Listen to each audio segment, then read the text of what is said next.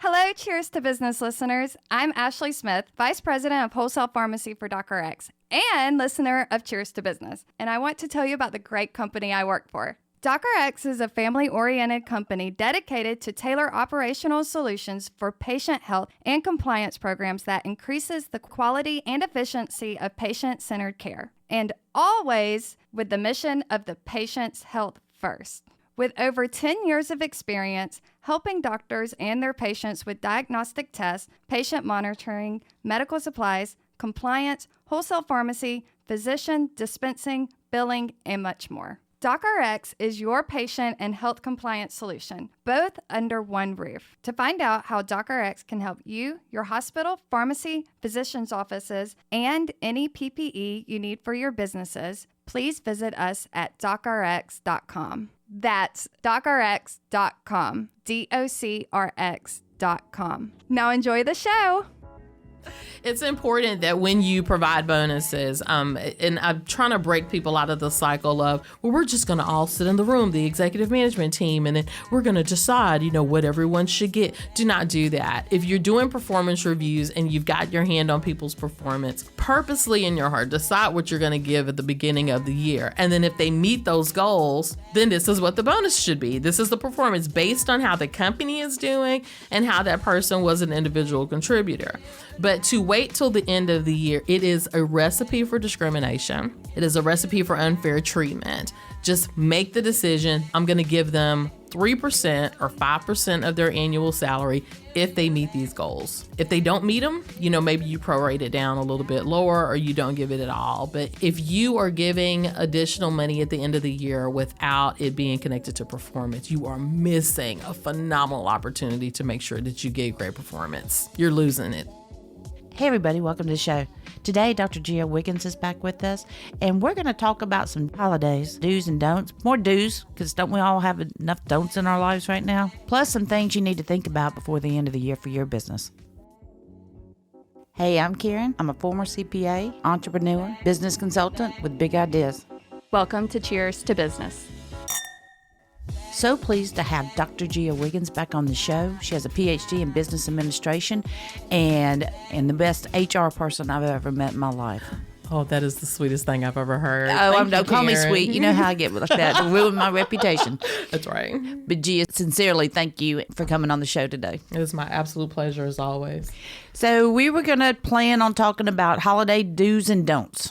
And so I went back and listened to episode 15 of Cheers to Business, and it was Katie and I, and we did holiday do's and don'ts, and we pretty much took an article off the internet and just tore it to pieces, basically, about do's and don'ts. What are some good holiday do's? Well, I've got a lot of holiday do's for businesses, and I think that are good in general. Right now my huge focus is gratitude. I like that. I've spent a lot of time just being really thankful and reflecting over 2020 and all of the fun things that have happened and not so fun things that have happened, and what was the most important thing to me. So right now, when I focus on gratitude, I'm, of course, grateful for clients. I'm grateful for great friendships and alliances. I'm grateful for you, of course. You know that I tell you that all the time. Just don't call me sweet, but I'm I'm not grateful gonna call for you sweet, too. But, I'm very grateful for you. But I'm also grateful for the lessons that we've learned in 2020. Yes. I'm grateful that businesses have learned how to pivot in 2020 and how to deal with things that they've ignored for many years. Yes. They've learned how to pandemic-proof their businesses. And I can't help but to truly believe that the ability to work through some of those things and to bring innovation in, they're preparing them for what's to come, 2021, 2022. And I think the businesses are going to be stronger as a result. As we leave 2020, whatever the heck it's been. Bye. Bye, Felicia. No, see, I don't want to do that because my name's Karen and my sister's name is Katrina. And we've had so much fun with our names. all over the internet. So, yeah, thank you very much to all you people. So, by No Name Person. No name person. You actually did the first COVID show with me when the pandemic hit. Did I? You did. And, what we talked about on that show, I bring up all the time, is find a way to reinvent, find a different need. That's right. And I am grateful that it forced, as painful as it was, short-term pain, long-term gain. But people have either that or they went out of business. They either were forced into doing things differently, and it was painful at the time, but is probably a good thing in the long term. Yeah, I think so too. You have to, sometimes when there's a disruption in the market, and there are always disruptions in the market. They're corrections. Correct. And you have to make a decision that you're either going to pay attention to it or not. I liken it to, let's say, for example, a bakery that doesn't, have gluten-free options. If you're a bakery that decides not to have one gluten-free option, you're literally putting your hands to your eyes and you're blindfolding yourself to the changes in the market. Understanding that if you focus on that one thing and to publicize it, you're going to increase your business exponentially because everybody's looking for gluten-free or sugar-free or keto desserts. And so by taking a look at what the market is doing and making a decision that you're going to run your business a little bit differently or offer something that previously nobody cared about, but now everybody cares about it. I mean, you could really change the path and the longevity of your business. If your business does not evolve and change, it will die. And it should. It should, because nobody wants it anymore. It's changed. So Right. You have to change with it. And that is so hard because I think people talk the talk, but don't walk the walk. They Yes. go, yeah, I need to do this, I need to do that, and then don't do it. Yeah. It's For whatever- breaking out of your comfort zone. Life's about choices. Did somebody do this to us? Well, it doesn't really matter. It happened. So do something. You got to choose what you want to do.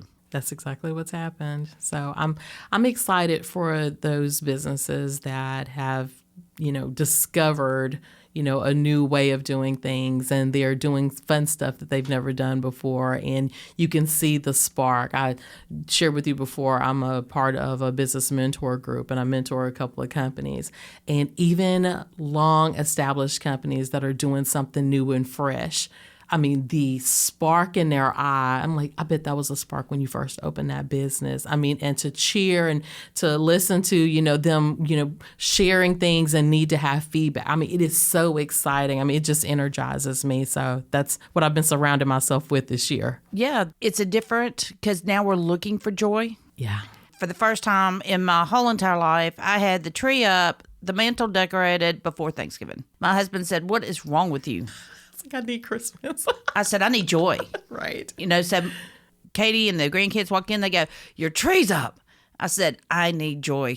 Just let me have joy." And so I think that's one of the do's, is look for the positive around you, because it's not all negative. No, it is not. I think in the spirit of gratitude, sometimes when you're surrounding yourself, and I mean, every listener, that's tuning in today, they know of somebody or situations where every single time they talk to somebody, the sky is falling. Yes. And so I challenge you listeners to reach out to that person. And when they are, always gloom and doom, to say, okay, but what can you be grateful for this year? What are some good things that happen? Rediscovering your family, rediscovering, your kids, reaching out, checking on people that you haven't talked to in years. How did you form and nurture relationships differently than you have before? I mean, I normally see you way more. Oh, yeah. I feel like we're as close as we've ever been, and I don't see you nearly as much as I used to. Exactly. We've had better phone conversations. Absolutely. Yeah, because there's not so much going on around us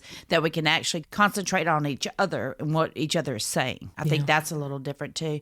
Talking about the sky is falling. Mine fell twice yesterday, and I just got sad. So I was with my sister, social distancing, and so we called the aunts. Okay. 2 aunts and an uncle that on mom's side that we always get together. We play fun games. We get together every single year, and we asked them if they were comfortable, and they said no. Wow. And we do. We understand. It's about them. They're older than us. We respect them. And she said, "I just haven't had the heart to pick up the phone and tell you," because her and I kind of manage it every year. And I get real bossy. And so, what was it, last year before? They said, "Karen, when we going to play Dirty Santa? I said, no, y'all called me bossy. I said, see, if I didn't tell y'all when to play Dirty Santa, we'd be sitting here for 3 years waiting to play it. I'm organizing you aggressively. Yeah, pretty much. But anyway, so she said, I'm in really good shape, but I just don't want to end up on a ventilator if it goes bad. And so we have to respect that fear. And so we're going to do something in the spring and, do things a little different. So I was like, I understand, but it's still kind of a little sad. Right. All right. So then I was watching TV last night and a commercial came on for hotels.com. And they put up on the screen 2019 BC. That pissed me off. That made me so mad. Yeah. Before COVID has replaced before Christ? Right. Are you kidding me? Yeah, that was poor marketing. Holy cow. I will deaf, never, ever, ever use that. Never did, but I won't. Deaf. You're going to alienate? That's like saying putting a political sign outside your business. You're going to alienate half your clientele. That's a whole nother podcast. It is another podcast. So, you can make your general feelings known, but don't run off every Republican or Democrat there is by putting the other side sign up. It's just respectful. Right. And so to tell me that 2019 is the new BC, that is probably one of the most tone deaf things I think I've ever heard of. holy cow. Yeah. Holy, not pun intended. Right. And so it was like, whether I believe in Jesus Christ or not, I don't know. I was just speechless. I went into the other room. My husband was in there doing something, and I went, 2019 BC. He hung his head and shook his head. So that leads to a fantastic conversation. It leads to a conversation for me about diversity. Okay. And because I've done tons of diversity trainings, I just did a really big diversity training with the Mobile Chamber. All staff was in there. It was fantastic. But one of the things that we talk about in diversity training is that it's not always black and white. It's not always young and old and what your national origin is. It's also diversity of thought. So let's say if for hotels.com, they had a diverse group in the marketing group. And there was someone who was of the Christian faith in that room and they said, okay, this is what we're going to do. If they had a diverse marketing group, somebody in that room would have said, hold up. No kidding. That is a bad decision. Do you know how many Catholics there are in the world? Right. And don't even get on Southern Baptist. It is, exactly. But it's important that you have representation in those rooms, the people that are making the decisions, because probably I would say a large majority of the stuff that I see in commercials and things on social media, especially coming from these companies, I think, who are the yes people in that room where nobody pulled out some type of card and say, look, you probably shouldn't do this. And this is the reason why. And I think that, and I can't speak for everywhere in the country, I'll speak for the South. We almost are offended at people being offended to the point that, and we're just, we're not politically correct. We're just going to say whatever.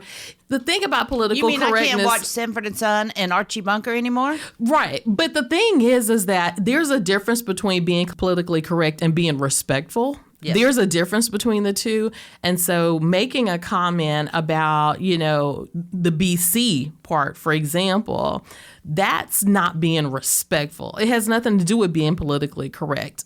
Somebody in that room needed to stand up and say, let's look at this from a different point of view. Are we sure that this is the message that we want to share? And that's the importance of having diversity, all types of diversity. Besides in the 60s, when has diversity not been so highlighted? I can't think of a time. Exactly my point. I can't think of a time. That's just dumb. Yeah. So anyway, that's appalling. Okay. I can't believe that. It upset me a little bit. Yeah. That would have upset me too. The audacity. I probably would have called you. I'm like, did you see this nonsense? I thought of you. I did. I said, I can't wait till in the morning. I got to tell Gia. It was last night? Yeah. I got to go look it up and shoot them a firmly worded email. Dearhotels.com. I'll do that when I get back. Right. All right. So back to the topic. But what are some more holiday do's? For businesses. Yes. December is always my busiest time of the year with my clients. And the reason is because we need to prepare for performance management and performance reviews. So I recommend right now, of course, to companies that as you're doing your performance reviews, you should do them either in late December, or you should start them in January and February. We're doing them in February. Okay, February is my favorite time because you get an opportunity to look at the full calendar year if you do that. So you want to make sure that if you're doing a performance review that you have a self-rater portion on your performance review. So instead of you going to that employee and saying, this is what you did, this is how I believe that you've performed this year, you give them a self-rater portion where they are able to tell you about what they've done during the course of the year. If the person thinks that they're 5, which is generally an excellent, but you look at their performance and you think that they're a 2, then the manager's job, once they see what the employee has said, is to explain to them. It opens up so much communication and awareness. Right. I need to explain to them why your 5 is really a 2 for me. And at the end of the day, first of all, there's no way in the world that during that performance review that person should find out for the first time ever that their 5 is your 2, because you should have that conversation all the time. Well, I might disagree just a little Please. bit, even because that's exactly the way I like to do them. Yeah. But sometimes I think it's a chance to find out that awareness. I've been shocked on these reviews before. Okay. And meaning that a certain process or a certain whatever their job duty is I had no idea they thought they were so great at it. Okay. I've just been surprised. Okay. When they give themselves 5s all the way across the board, that's just you trying to fool me into that you do everything perfectly, and I know that you don't. So Right. I give it to you on that one. Right. But in the particular details, I have been shocked before. Well, yeah. But I think that if we're having conversations throughout the year, so for starters, in January and February and March, whenever you have the beginning of the year performance conversations, and the goals are being set by the organization, then the departments set their goals, how they're going to accomplish those corporate goals, and then the individuals make their goals, and again pointed directly to those corporate goals and how they're going to be operationalized. They should have that job description, goals at the very beginning of the performance year. And then those conversations where you're like, hey, Karen, can you come here for a second? Let's talk about, how's everything going? Do you need additional resources? Do you need additional training? Do you have the support that you need? Do you have the supplies that you need? Those conversations need to be in the framework of those goals. Well, how are we against those goals so far? Because then you could find out really early on if the person needs additional training or if you need additional staffing, or they'll tell you if there's somebody else on the team that's not performing at all. So if we're having those conversations, but we're not just having, we're going to throw something on the wall and see if it's going to stick, but they are structured conversations against where are we against our goals, then I think it does reduce that delta between what the person thinks they're doing and what the manager thinks that they're doing. Now, you're still going to you could have somebody that you've written up twice and they do the performance review and they give you themselves all 5s. You're off the hook on that case because there's something going on there. But for the majority of our employees, if you tell this person, hey, this is something that you're not doing so well in. I know I've given you additional training and I know we provide you with support and you're continuously missing these deadlines, but you're not telling me that you're struggling and you're actually doing performance management throughout the year, including write-ups and I PIPs. agree with that 100%. Then at the end of the year, it's not this huge shock. But I find that most managers, and especially new business owners, the thing that they hate the most is having feedback conversations. They hate giving them bad news. And then when I say, well, tell me how you're tracking their performance. Oh, well, I have a notebook and I write down everything that they do. Well, have you talked to them about it? Have they signed anything? Well, no, I'm just, because I think we're going to have to let them go. Not if you're my client. You're not letting anybody go if you've never had a conversation. It's not fair to that person that you've written a year's worth of notes just so that you can fire them, and they never even know because you're too scared and you don't have the courage to tell that person that they're not doing what the company needs them to do. Yeah, I think Catherine Hunter at DocRx and you are very, very well at having that conversation with it out at being a beat up. It's more factual than attack.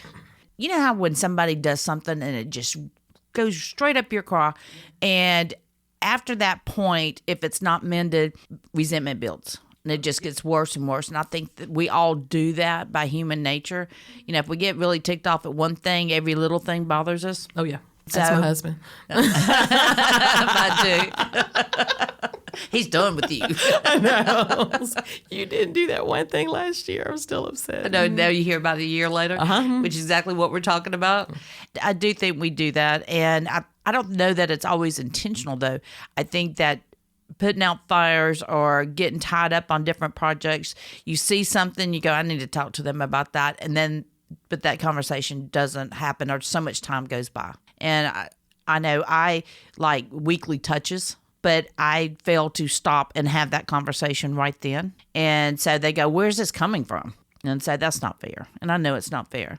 Now, I like weekly touches, just 15 minutes. And I like to go around, wrong or right, I like to go around the room and they tell a win, a kudos, and a struggle. And it has been received very well because when they get to tell something good that they did without it seeming like bragging. Struggles, their struggles usually it comes up and they go, oh, I know how to fix that. And then so now they're working together and somebody's struggle turns into a win. And then kudos, I like them to recognize their team members. And so it's really come out where you can see one person's giving the kudos and the other person, you can see them, whether it's on Zoom or whatever, you can just see them smile. They go, yeah. It was appreciated. Yeah. So that's a big do for me. Yeah. Throughout my career, and this is whether it's someone who worked for me in my HR departments over the years, or if it was a supervisor or a manager or a director that worked for a company that I was the head of HR, the moment that the thing happens or the moment I find out about it, we're dealing with it right then. If I am walking through my HR department and I see someone on my HR team say something that they shouldn't have said, or they used a tone that they should not have used, or they gave misinformation, or they're checking their phone while they're supposed to be at work, I'm like, hey, come see me for a second. I mean, the minute that it happens and we're addressing it right there, you know exactly what my expectation is, because I think that if it happens and I walk away, or it happens and I don't address it when it happens. You just said it's okay. I just said it was perfectly fine. And now I've given that person an opportunity to forget exactly what was happening in that moment. But I mean, any person that's ever worked with me before, again, supervisor, director, it does not matter. They will tell you, we could be in a meeting and they could be across the room and they say something and I'll send them a text. I'm like, hey, come see me right after this. The minute that it happens. And so they can identify the exact second that something happened. And it's just a coachable moment. It was, but it's a coachable moment, and it's not always, I'm going to write you up, or if you ever do this again, I'm going to harm you. It's sometimes financially. Sometimes it's, hey, were you aware? Did you really just say that in that meeting? Or don't speak to that employee that way again. I had this director at a company that I worked for who was the king of F-bombs, the absolute king of them. But he would never do it in my presence. He would never, but I would hear stories about how he would drop these F-bombs all the time. So anyway, we're in a meeting and I'm in the back of the room. I don't even know if he saw me there. And then he dropped one.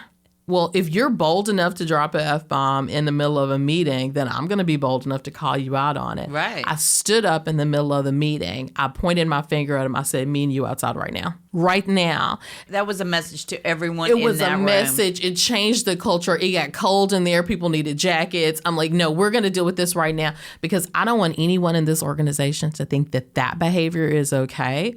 And so normally I would do performance corrections privately, but that was one of those scenarios, because if anybody had dropped it aggressively to him, he would have been ready to fire the entire team. So we had to address it. But anyway, performance management. I walked by and caught somebody watching TV on their phone while they were working.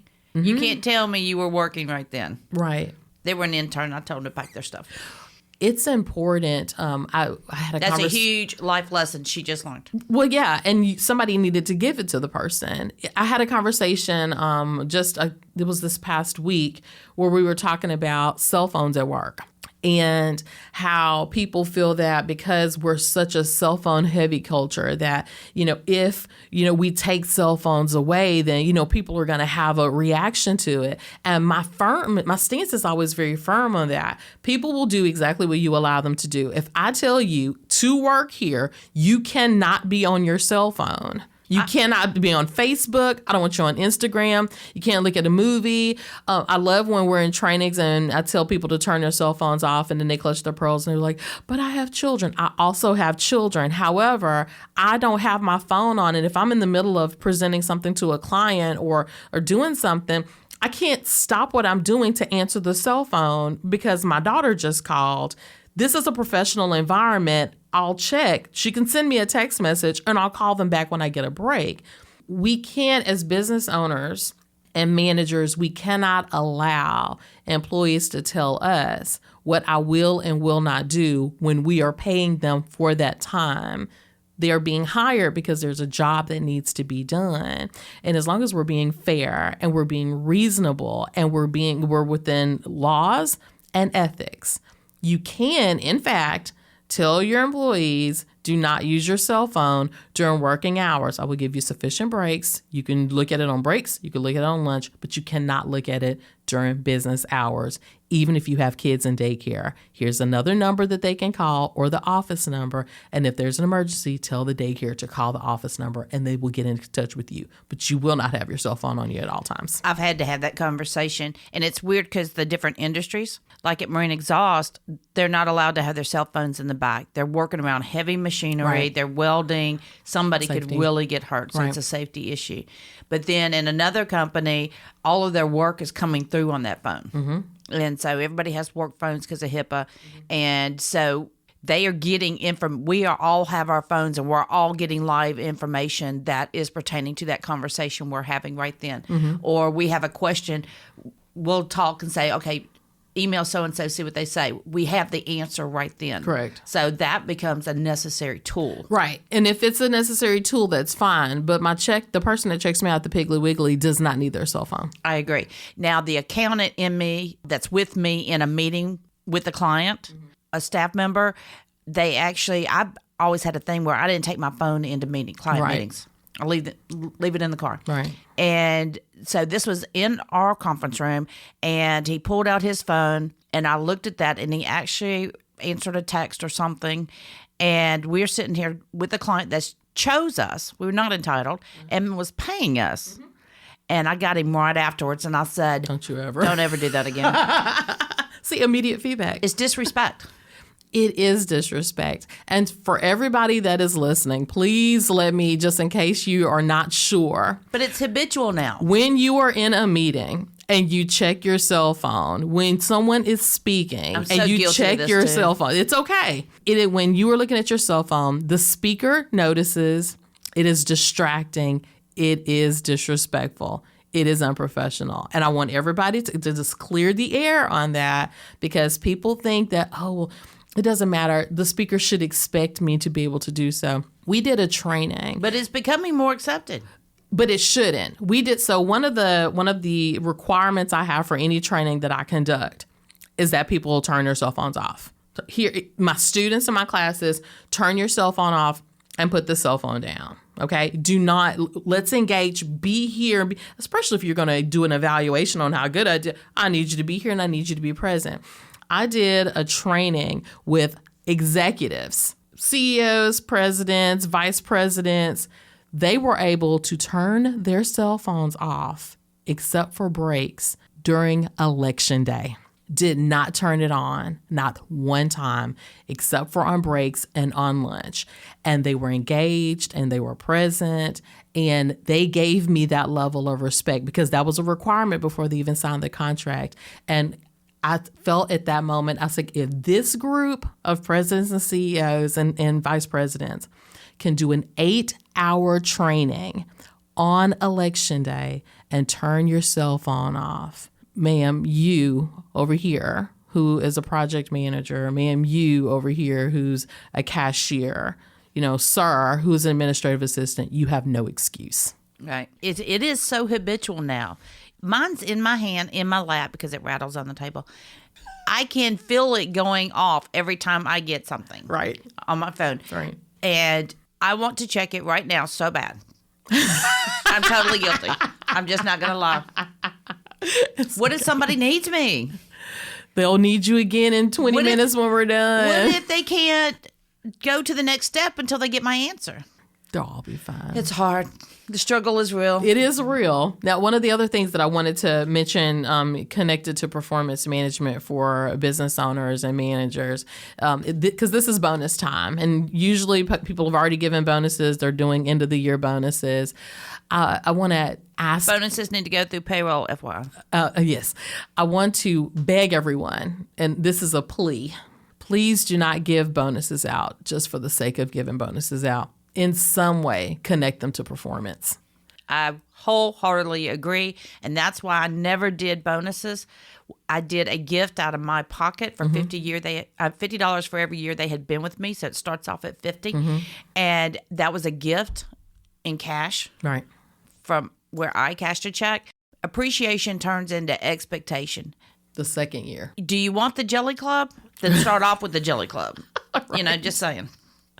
Right. If the first year I'm working with the company, if I get a $300 check and there's no conditions, you're just going to, because, maybe we had a good year. The next year, I'm not buying presents until I get my $300 check. And I'm going to be mad if it's $200. If it's Even though 200, it was we're tearing this 2020. place up. Exactly. We're tearing this place completely up. And the next year, the third year, I feel like you've taken something. It could be $2 less, and I feel like you've taken something away from me, and all of a sudden now I can't feed my family. No, and so their performance just went down. Right. They're disengaged. Because appreciation turns into expectation. Right. My phone just went off again.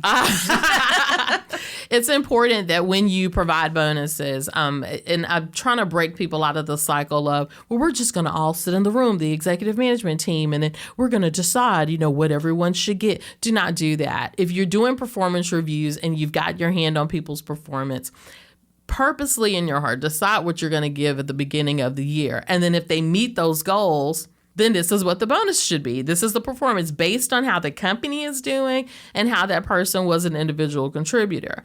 But to wait till the end of the year, it is a recipe for discrimination. It is a recipe for unfair treatment. Just make the decision. I'm going to give them 3% or 5% of their annual salary if they meet these goals. If they don't meet them, maybe you prorate it down a little bit lower or you don't give it at all. But it should, if you are giving additional money at the end of the year without it being connected to performance, you are missing a phenomenal opportunity to make sure that you get great performance. You're losing it. You and I have such great conversations. I mean, I so enjoy you, but we only have so much time. So I'm going to test you. In 3 sentences, name 3 do's for this holiday season. For businesses in general. In general. Do plan for the unexpected. Do treat people not just the way that you want to be treated, but the way that they want to be treated through recognition and respect. And I guess my third do is do be purposeful with the way that you manage your team, understanding that the reason that you hire people is not just out of goodwill. It's because there's a job that needs to be done. So be purposeful. Nice. Because we've done all do's, we threw some don'ts in there. I am going to throw 3 don'ts out there. Okay. And I have not thought of this ahead of time. I really haven't. I just pulled this out of my butt. All right. So don't be mad at the grandparent who needed joy and bought way too much for Christmas. Just saying. That's not personal at all. Nope. They're great kids. I love them, and it makes me happy. I need joy. And so don't resent the person who tried to buy enough gifts to cover all the personnel, but maybe they're one short. Cash works. I'm trying to cover my bases here. It's like, you were on leave. I didn't know you were going to be back in time. I thought it was 12. I thought it's 13. All right. Don't not hug your kids or your family just because you're around them so much more now. They need it more than ever. Amen. Well, Gia Wiggins, thank you for coming on the show. Thank you for having me. It has been immensely pleasurable. I feel the same way. It's always great to be here with you. Merry Christmas. Merry Christmas. A very special cheers to all you listeners. You make it fun, you make it engaging, and we just want to wish you here at the studio a very Merry Christmas, a happy holidays to however you choose to celebrate. We'll see you in 2021. Please be sure to subscribe to Cheers to Business podcast on iTunes or anywhere else that you get your podcast. Visit our Facebook and be sure to give us a like. And if you have any questions or topics you'd like us to discuss, shoot us an email from the website cheerstobusiness.com.